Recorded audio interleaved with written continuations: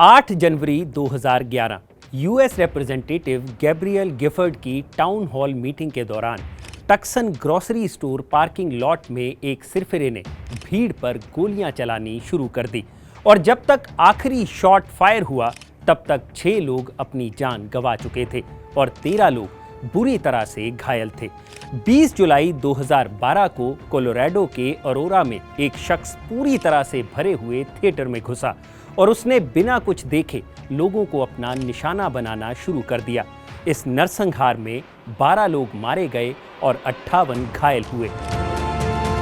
14 दिसंबर 2012 Sandy hook elementary school में दिन अभी शुरू ही हुआ था, तभी एक हत्यारा स्कूल में घुसा और 6 से 7 साल के 20 मासूम बच्चों को उसने मौत के घाट उतार डाला और इसी दौरान स्कूल स्टाफ के 7 लोग भी मारे गए जो बच्चों को उस दरिंदे की गोलियों से बचाने की कोशिश कर रहे थे। ये अमेरिका के हजारों मास शूटिंग इंसिडेंट्स में से कुछ इंसिडेंट्स हैं जो हमने आपको बताए। आज हम इनकी बात इसलिए कर रहे हैं क्योंकि टेक्सास उवाल्डे शहर में फिर से ऐसी ही घटना देखने को मिली है जिसमें 18 साल के हमलावर ने स्कूल में फायरिंग कर दी। इस घटना में 23 लोगों के मारे जाने की पुष्टि हुई है। अकेले अमेरिका में इस साल मास शूटिंग की 212 घटनाएं हो चुकी हैं। तो ऐसे में सवाल ये उठता है कि आखिर अमेरिका में ही इतनी मास शूटिंग क्यों होती है? अमेरिका में मास शूटिंग के आंकड़े क्या हैं? और सबसे बड़ा सवाल, आखिर क्यों सरकारें अमेरिका में बंदूकों को बैन नहीं करती? नमस्कार, मेरा नाम है भूपेंद्र सोनी और आप देख रहे हैं अनकट। अमेरिका में बंदूक खरीदना उतना ही आसान है जितना आपके लिए मार्केट से कोई सामान खरीदना। यहाँ बस लोग गन शॉप पर जाते हैं और उन्हें जैसी गन चाहिए वैसी गन खरीद लाते हैं। अमेरिका में गन कल्चर इतना पॉपुलर है कि इस देश में अमेरिकन आबादी से ज़्यादा तो बंदूकें हैं। जानकारों का मानना है कि यही वजह है कि अमेरिका में आए दिन गोलियां चलती रहती हैं। वर्ल्ड बैंक के आंकड़ों के मुताबिक साल 2020 में अमेरिका की आबादी 33 करोड़ थी और वहीं स्मॉल आर्म्स सर्वे के डेटा पर नज़र डालेंगे तो आपको पता चलेगा कि अमेरिका में तकरीबन 40 करोड़ बंदूकें हैं। स्मॉल आर्म्स स्विट्जरलैंड की एक रिसर्च फर्म है जिसका सर्वे कहता है कि दुनिया भर में 85 करोड़ के आसपास बंदूकें और राइफल्स हैं। इनमें से 39 करोड़ के करीब राइफल्स सिर्फ अमेरिका के पास हैं। यानी अमेरिका में हर 100 लोगों पर 121 बंदूकें हैं। यानी रिपोर्ट के मुताबिक अमेरिका के आम लोगों के पास जितनी बंदूकें हैं उतनी तो अमेरिकन आर्मी के पास भी नहीं है। रिपोर्ट्स में बताया गया है कि अमेरिकी सेना के पास 45 लाख और पुलिस के पास 10 लाख बंदूकें और राइफल्स हैं। अब यहाँ आपका ये जानना भी ज़रूरी है कि बाकी देशों में 100 लोगों पर कितनी बंदूकें हैं।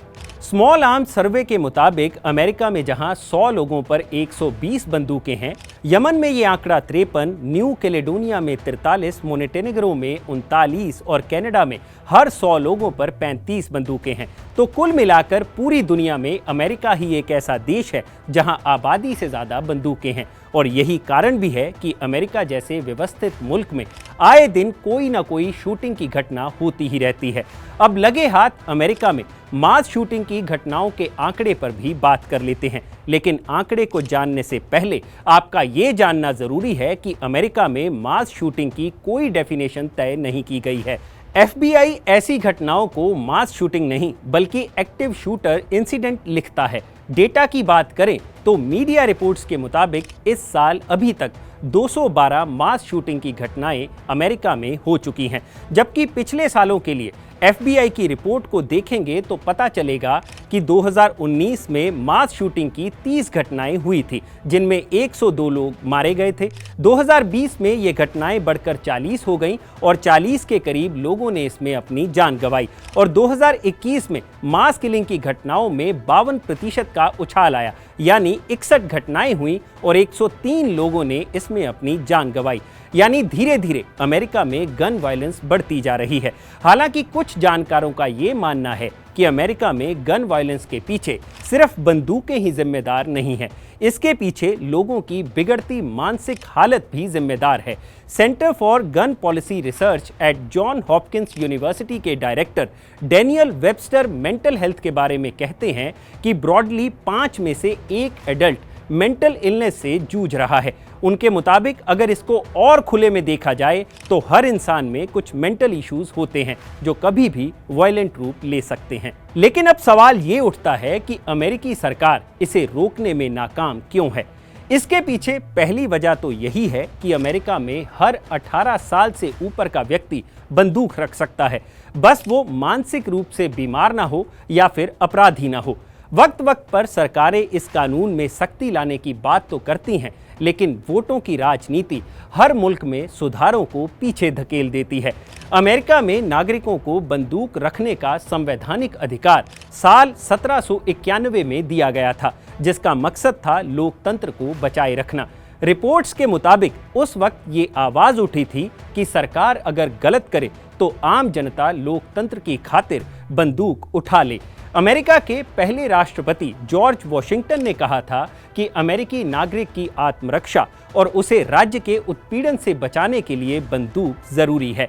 लेकिन ये बातें 200 से 300 साल पुरानी हैं और अब अमेरिका की सरकार को इस कानून में संशोधन करने की जरूरत है। यही कारण है कि 8 जनवरी 2011 की घटना, जिसका जिक्र हमने वीडियो की शुरुआत में किया था, उसके बाद तत्कालीन राष्ट्रपति बराक ओबामा ने कहा था, हम इस तरह की हिंसा के सामने हाथ पर हाथ धरकर नहीं बैठे रह सकते और ना ही हम बैठेंगे। हमें भविष्य में ऐसी हिंसा की संभावनाओं को कम करने के लिए पुरानी धारणाओं को चुनौती देने के लिए तैयार रहना चाहिए। ओबामा प्रशासन तो इस कानून पर कुछ खास नहीं कर पाया, लेकिन अब देखना ये होगा कि ओबामा के साथी जो बाइडेन, जो अब अमेरिका के राष्ट्रपति हैं, वो इस गन वायलेंस पर कुछ ठोस कर पाते हैं या नहीं। सवाल अभी बाकी है।